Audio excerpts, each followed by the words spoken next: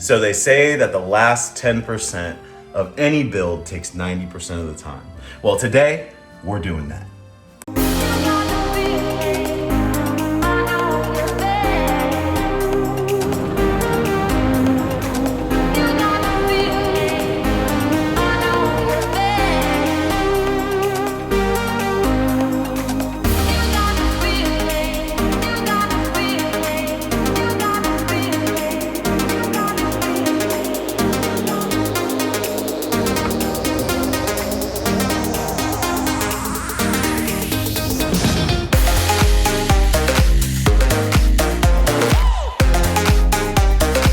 So when you have this many parts, how do you break it down of getting all of that stuff onto this bike? We know that that harness is for that motor and worked and that engine ran and everything was good, but how do we retrofit that to fit a bike that it wasn't made for? So what we're gonna do is basically break it down piece by piece. And on KTM, as well as a lot of Euro bikes and modern day machinery, you pretty much have 3 to 6 different components on the bike that all have to read with each other. Otherwise the bike won't start, it'll throw codes, everything. Those big 3 are the immobilizer, the ignition key, and usually something like an MCU or a BBS or some kind of box that will tell the ECU that those other 2 of 3 things are good to go. On the KTM, it is a little bit more in depth, but I just want to go ahead and do this intro because what we did was on our crashed SUPERDUKE, it was actually missing what's called the MCU, which is this little box right here. It's not the ECU, that's the bigger one right there. But this little MCU sits on the SUPERDUKE underneath the subframe. And when our bike was damaged, the whole subframe was completely ripped off. So luckily, everything else was still good, but we were missing this and used, these are about $300. So instead of buying a new MCU and then having to pay KTM a few $100s to code the new key and everything to get it to work with that whole ecosystem, I actually on eBay got a really good deal of a full kit off of a wrecked 22 Evo. So this is key lock, this is ECU, this is gas cap because they're electronic on the KTM. This is everything we need, including the matching key. So a lot easier to swap all of these parts out instead of having to just buy one and then pay a few $100s to get it flashed to fit the bike. So without further ado, we're gonna get started. What I'm gonna start with is right here is where the stock ignition, basically the barrel comes out and you would stick your key on the RC8. This is how it looks on the SUPERDUKE because it uses a key fob. So it's got like that fake little key thing, but of course you don't turn this at all. But in typical KTM wants you to build a 3rd gen SUPERDUKE swapped RC8 fashion, yes, this fits perfectly the way that it was supposed to. So let me throw some bolts in here and this will be one thing off the checklist and then we can start running this backbone.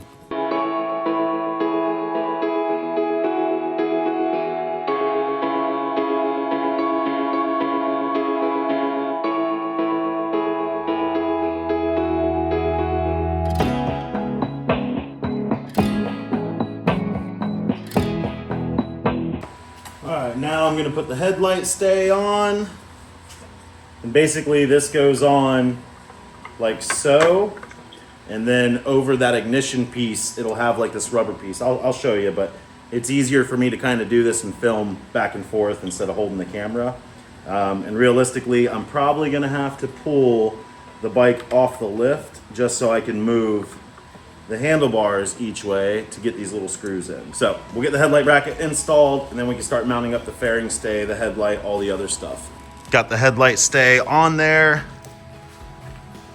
And as you can see, our ignition fits. So this is the piece off of the RC8. And this slides in between these 2 pieces. So if our calculations are correct, I mean, maybe, just maybe,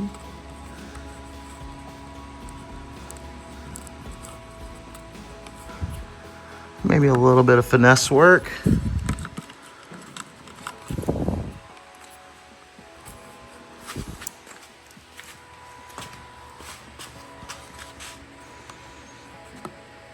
It's just rubber, so it pushes down in between there. Honestly, it just feels like it needs to push back a little bit, but I mean, guys, that's the RC8 with the SUPERDUKE ignition in. And what's really cool is like, we're just kind of buttoning up little odds and ends now, but next video we'll be prototyping. So for instance, this is our brand new SUPERDUKE dash. And this, I'll be prototyping a mount to fit something like that. But we won't know until I have the fairing stay and the actual fairing on to get the measurements. And then of course we gotta rip all that stuff back off. But this thing's like 1,200 bucks. So let me put this back so we don't break it. And yes, I know what you're asking. Holy crap, Jay, the shop is a mess. Yes, you would be right. So I want to take a quick second and kind of bring that up for a moment because I have some big news. So we have other videos filmed, but I want to bring it to you guys first. Basically, I am a professional motorcycle mechanic. I'm a racer, crazy builder, redneck hillbilly, nutso, whatever you want to call me.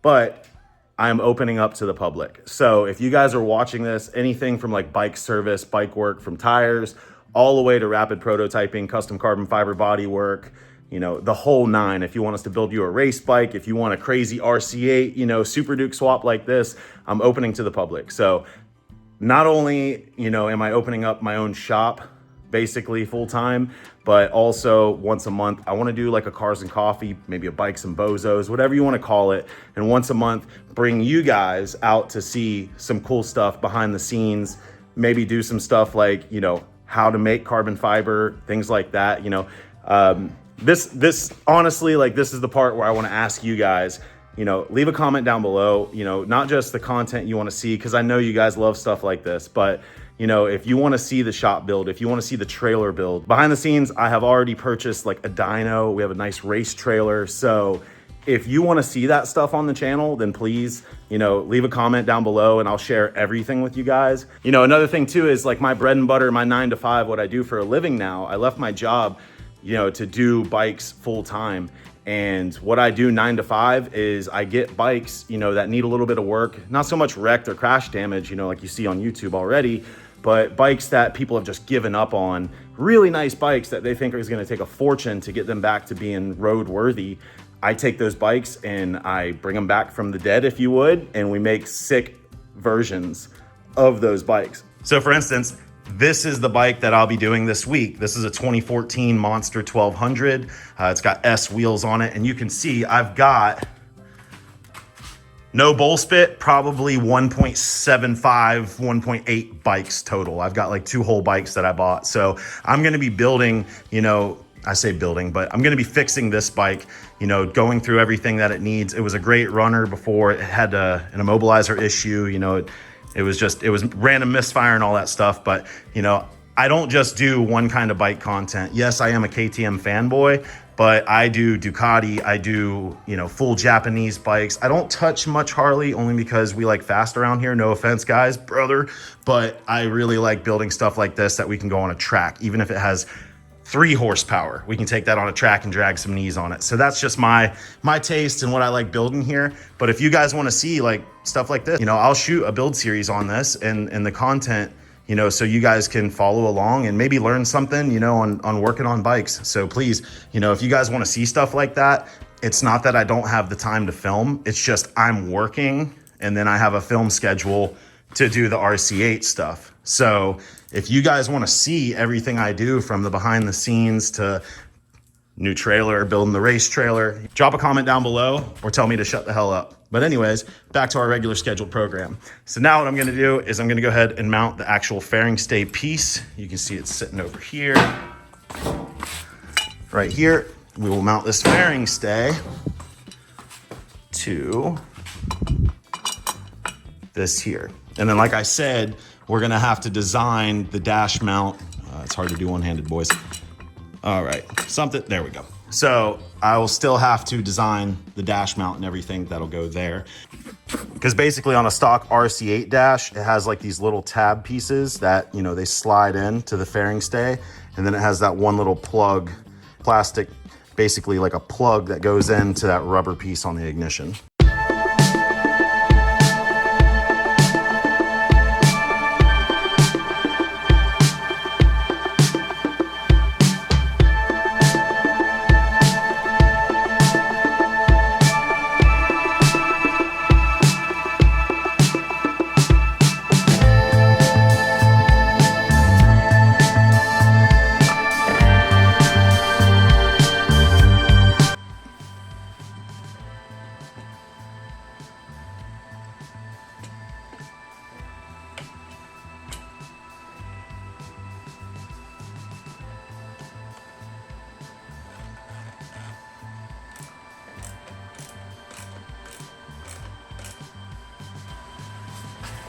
All right, so now what I'm gonna do is I'm gonna take off the handlebar switches and basically pull the handlebar from the harness. And then I think I'm gonna try to get this in one shot. Since there is brake fluid and the system's still closed, I'm not gonna break it open. I am gonna brake flush and, you know, do the maintenance on it before, you know, we run the bike. But I think the easiest way is to just disassemble that all at one time and then throw it onto our clip-ons. But the fairing stay and headlight is on. We got these new vents and louvers, so everything's looking good. I still got to do a little bit of cleaning in there from, you know, this being the bike that was laid down and got a little dirty, but that's done. So now let me go ahead and get these handlebar switches on there and we'll mount the calipers. I lied. So as you can see, this is all the way out there to a different area code. This is the SUPERDUKE braking setup with ABS. So I guess this is the perfect segue to let you guys know that we will be deleting ABS on this bike. It's the only factory option I don't want to run on this bike, simply because yes, it's great for the street and definitely for inexperienced riders, but when you're riding fast, when you're racing, we like to have direct feel of when you pull that lever, it goes right to those, not 10 feet to this ABS pump and then a couple feet back to those. We're gonna end up deleting it. So I am gonna separate the system. I'm gonna break these brake lines open, get this brake fluid out, and then I'll mount the calipers, the brake master, the right handlebar switch, the start-stop switch, and then we'll work on the left side. But I'm gonna go ahead and remove all this, and I know you guys are gonna ask me already, how are we gonna delete ABS? Well, it's as simple as we are gonna still run like an ABS delete line, basically as if that pump never existed, but we are actually gonna mount this pump on the bike and then block off these. I'll show you how to do that in another video, but they don't make an ABS delete module, which is a plug that would delete that whole pump for the SUPERDUKE or the KTM. So I'm gonna keep that pump intact, but we will block it off. Like I say, in another video, I'll show you guys how to do that. Super simple.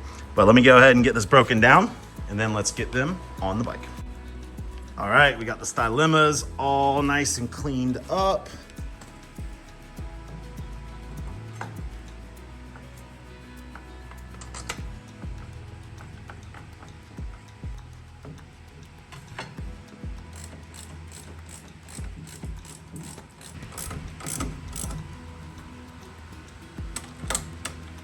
I'm not final torquing these down because once we install the new brake lines and everything, I'll go ahead and I'll set the calipers. We'll throw new pads in there. Probably gonna replace the master, you know, all those little upgrades that we're gonna do as well. And yes, before you ask and roast me in the comments, yes, the black RC8R calipers look way better than these silver ones off of the SUPERDUKE, but these are stylemas. These are a lot better caliper than the M40, M50, M4, you know, kind of line that came on the RC8. You got to think, the RC8R is 12, 13-year-old technology now. These, I think these were released in 2018 when the Panigale V4 came out. So these stylemas are next level. Best thing you can buy right now, except for the new ones that came out on the 24, 25s. But I think they're gonna do a way better trick on getting this bike to stop. All right, so on this, yes, it's not the greatest way, but I just have a, you know, a banjo bolt with a little microfiber in there. I understand it'll drip, but I just want to keep it from dripping like crazy. So that way we got some time before we do the brake lines and stuff, and it doesn't ruin the paint on my lift. So now, ooh, the first time it's going on. Yes, this is not brand new. The SUPERDUKE was crashed, so this is a messed up lever. Don't worry, we'll replace the levers. We got to get everything good first. So we will just kind of mock fit it here.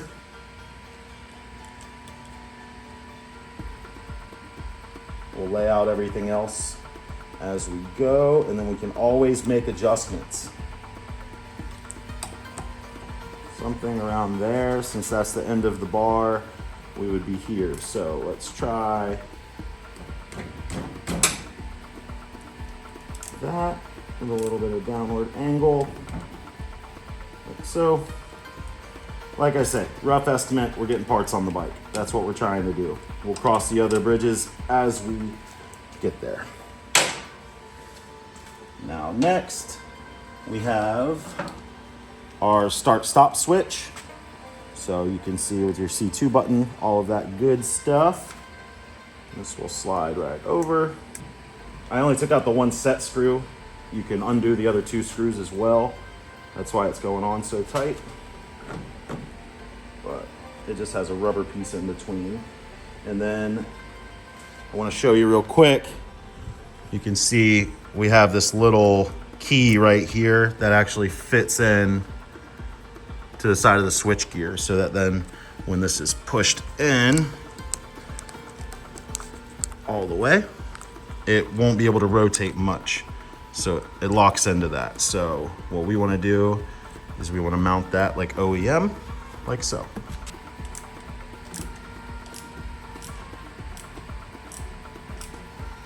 And you don't need much on these. That's good. And now we've got our throttle. From the SUPERDUKE accident, you can see the throttle did get messed up. Don't worry, the tube is okay. I don't know if you can see, but the throttle tube is good. It's just the grip, and we're gonna replace these grips anyways. This bike does have heated grips, so we will try to put something factory looking instead of just throwing a set of domino grips on here. Let's go ahead and get the throttle tube on there. And it fits up against this piece flat like that. All right. That's how I want it. We're probably not going to be running bar ends on here. I don't know yet. We'll have to talk to some people. You know, we may hit clearance issues here with the reservoir. Don't worry. We're getting parts on the bike, people, and then we can make those little adjustments and changes. That's as easy as undoing those screws, a couple bolts, rotating, sliding. That's easy stuff. So now that that's done, we can go ahead and swap over to the left side, and we'll do that handlebar switch. No grip on that side, but at least get that handlebar switch mounted up. Oh boys, this thing is beat up. Man, yes, it's functional, but man, I hate even putting parts on the bike like this that are damaged because I know I'm gonna end up replacing them anyways. So that's the perfect time to say, hey, if you have a company that makes really good master cylinders, you know, it doesn't matter if it's 3D Tech, Brembo, hell, whatever it is, if you guys want to be a part of this build, go message those guys and be like, dude, J-Bells needs some badass parts for this custom one-of-a-kind RC8. Just saying, help a brother out. But for now, we got to throw these ugly ass broken parts on here.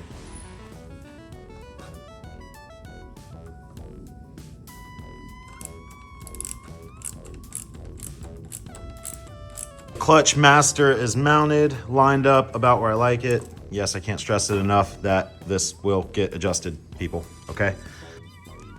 We need to talk about something. KTM did it again. Instead of this being just a grip that slides over the handlebar, you know, if you've ever had to do that, it's a pain in the ass, right? This is on a modular tube that you roll back this piece and unlock that little Torx right there. And then this whole left handlebar tube just slides off the handlebar. Like, absolutely incredible. You know your grips aren't going anywhere and you don't have to safety wire them. Super cool. We'll replace the grips, but we'll swap this tube over and pull our left-hand switch gear.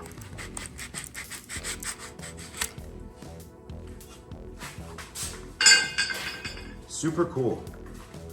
not to sound like a fanboy, but I just, you know, well, engineering mindset is like, KTM is just, they're my huckleberry. It's so thought out, it's almost like over thought out. I don't know if that makes sense, guys, but everything on this bike is meant to be quickly or easily taken off modularly. Like, you don't have to take like the whole frame off to get that part out. Like, it's just so thought out. I absolutely love it. We do have some issues with the switch gear. Our blinker button is broken, and our plus on the TC is also broken.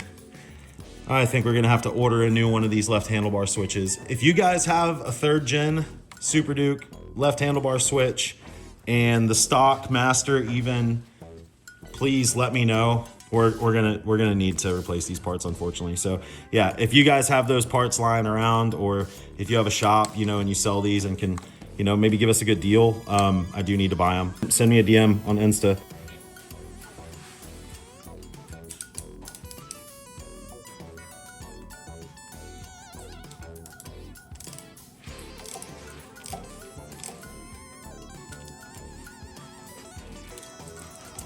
Super cool.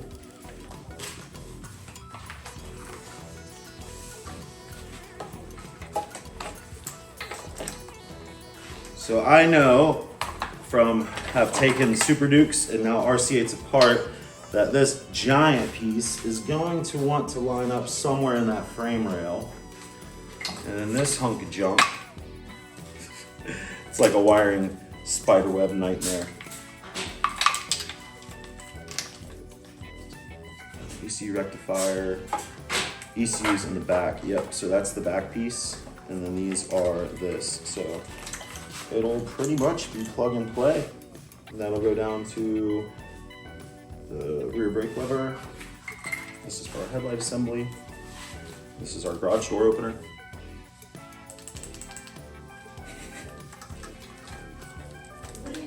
I'm just kidding. This is not a garage door opener for SUPERDUKE owners. This sits in the bodywork and is one of those 6 pieces that needs everything to run together. I'm gonna make my life easier, and I'm gonna go grab a wiring schematic and put this stuff away one time. Baby. All right, so after 20, 30 minutes, an hour of fiddling with this harness, I've figured out the issue that I've run into. As you can see, the RC8 is meant to basically have the bulk of the back here, and then it runs to the right out of the battery tray. But then on the RC8, it runs predominantly on the right side of the engine. The SUPERDUKE is the complete opposite. It's meant to actually go on the left side of the engine.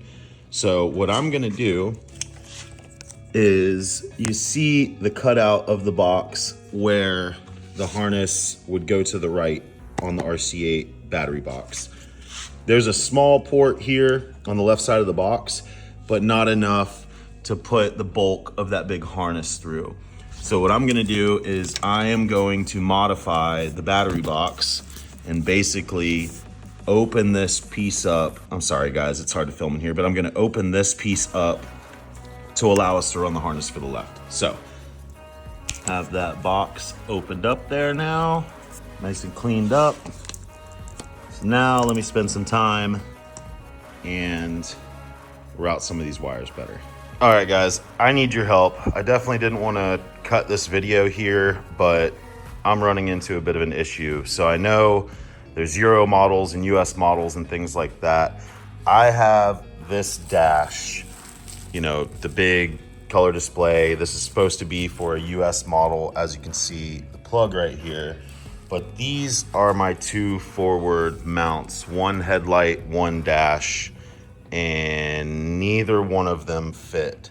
All right, so I figured out my issue with why the dash and the harness plug are different. This is a dash for a 3rd gen Super Adventure.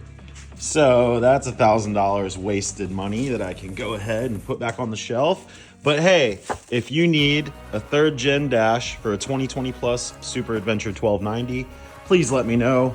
I have one available. I'll sell it stupid cheap because I have to buy the correct dash for the bike. Also, if you guys have a 3rd gen, gauge cluster, 3rd gen SUPERDUKE gauge cluster or dash, as well as the switch gear, because I don't know if I can replace that button and that button. I really don't want to mess with replacing that button and that button thing. I'd rather just, I know they're 400 new, but if you guys have a used one, please DM me on Instagram. I'll go ahead and buy that from you. But what I'm going to do is I am going to call it here, guys. I have everything pretty much laid in the bike where I need to go. Yes, it's a mess, but I've got, ECU, all the modules, pretty much everything but the gas cap put on there. We're going to be deleting the electronic gas cap anyways, so I'm not too worried about hooking that up. But I can't even dry fire this thing, if you would, or do a start before we get the dash. So unfortunately, I have to call the video here. But before we end it, I want to go ahead and say one thing. Basically, I've been doing some design thinking and visionary, behind the scenes, and I'm not 100% sold on the Airbox that I made. You can see over there, that's the 3D printed one that we did. It looks factory to an RC8 Airbox and fits the SUPERDUKE throttle bodies and engine setup with the RC8 Airbox top. But here's my thought process. If you know anything about the RC8, they were actually very constricted. They were restricted when it came to airflow, from these ram airs. You can see it's a very small area of air coming in here, and it will run, like you've seen in previous videos, it'll run through that air tube, and it comes through this little trellis part of the frame, and then it goes into the bottom of that airbox. There's a cutout of the airbox, and then what would happen is that air goes through the air filter and then gets sucked in to the throttle bodies that would be there. The issue is, anybody that knows the RC8, so it's a very restricted airbox from stock. So I've already taken out all the baffling and everything when we designed it, but still, I am a little worried that we're not going for the biggest power on this bike, but if this bike can make at least 1 more horsepower than a SUPERDUKE 1290, then I'm happy. We've done it. But why not make more? I know that the heads and the volume of the heads does play a part. That's why, they went to a 1390. They had to have a little bit more bore to get more horsepower out of the engine instead of just a tune, exhaust, all that stuff that we're doing to these bikes anyways. So my thought process is, what if I build something that allows X amount of airflow that we want? Pretty much a straight shot of airflow, and then the ram air tubes can be like a dummy tube, right? So it would come to right here and it would stop. And if we have something like a Rottweiler, giant foam air intake dome, it's going to suck in more air than only the air that the Airbox would allow. So I'm kind of thinking that way. I'm already in talks to RP. I mean, they're a great company, and they sell awesome parts for KTM anyways. But I'm thinking that I may try to design a flange that'll hold their dome filter. It has 2 quick releases for the filter to come off of this whole thing. But I've been studying some measurements, and I think it'll fit with our custom sized velocity stacks. Also, you guys have been asking me, these are just PLA. These are just mock-up. When I prototype, I print out of the cheapest material possible, and then for final production, it'll be carbon fiber, either an EPA 6 or a PA 12 carbon fiber. So a really nice material. It's definitely over-engineered material for what we're using it for in this application, but it's plenty strong enough. It'll withstand the tail of time, using it for velocity stacks. But I'm thinking that if we take our velocity stacks and they go like this, of course, nothing's bolted on, but those velocity stacks, we need to pretty much, let me show you clearance wise. Here's the top of the Airbox. You can see I took all the baffling out. There's a bunch of dividers and, restricting things in the stock Airbox. But pretty much where I need to sit is it kind of sits, a little bit further in the front, the harness is in the way, but it kind of sits like that. So, if you take this off, you can see we have a lot of space. I probably have almost 2 inches on top of those velocity stacks where we can go height wise. So if you're from the side profile, the inside of the airbox is all the way up here. So if I can basically run the foam filter, it doesn't matter about height because it'll allow airflow all the way around this thing instead of just what comes through here, goes up over the filter, and then it allows to suck it in the airbox this way. We don't have any fitment issues anymore per se where it comes to the velocity stacks and where the ram air tubes come in, but I can already tell the way that this SUPERDUKE harness is mounted in a SUPERDUKE, it has more real estate. It doesn't have ram air like that. So it has a lot more, space to put things in places. For instance, like this big ass ABS pump on a SUPERDUKE, it just sits comfortably like right here on the side of the bike, and it's behind those giant side louvers that the SUPERDUKE has.